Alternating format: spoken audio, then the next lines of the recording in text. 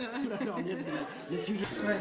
La lorgnette, ce qu'on a fait ce matin d'entrevue, la lorgnette de dire, vous vous en doutez, on vient d'apprendre que vous débarquiez de la coalition Legault. Oui. Là, vous nous avez expliqué que c'est pour des raisons familiales. Alors, ça nous apparaît évident aujourd'hui. On s'en doutait un peu. Mais en politique, on a toujours un petit peu de mal avec les raisons familiales. Ouais.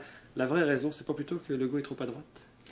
En fait, non, c'est vraiment une raison familiale pour le moment, puis c'est une question aussi de valeur et de transparence dans ce contexte, parce que j'aurais eu besoin de temps pour investir du temps dans ce nouveau parti ou cette coalition qui deviendra un parti éventuellement. Puis avec deux jeunes enfants, j'aurais pas le temps et l'énergie pour respecter mes valeurs puis de mettre le temps nécessaire pour faire passer mes idées. Pour embarquer dans un parti, oui, mais pour rester solidaire de la coalition, quand vous avez signé la coalition, vous saviez? Mais c'est pas mon style de signer un document ou de signer ou d'endosser des idées sans que je puisse émettre mon opinion puis avoir le temps de le faire. C'est une question de transparence pour moi. Puis en ce moment, ben, dans ma situation ou la situation familiale qui s'en vient pour moi, ben c'était pas possible. Vous aviez dit déjà quand vous êtes venu vous voir chez vous que c'était important pour vous. Oui, tout à fait. C'est un sujet qui me tient à cœur. C'est pour ça que moi je suis prête à faire de la politique dans la vie. Toutes les questions d'occupation du territoire, de mobilisation des gens, de transparence en politique. Pour moi, le fait qu'on ne parle pas d'occupation du territoire à l'heure où on se parle en 2011, c'est nécessaire pour bonifier le Québec, pour améliorer le développement de notre... Pour quelle raison? M. Legault le savait que vous vouliez ça, vous, comme discours? Ben, c'est ça, comme je vous dis, ben, c'est sûr que là, moi, en ce moment, je suis mairesse, je suis maman, j'ai pas eu le temps non plus de pousser ces idées-là, tu sais. Puis, c'est ce qui me déçoit un peu, c'est de pas...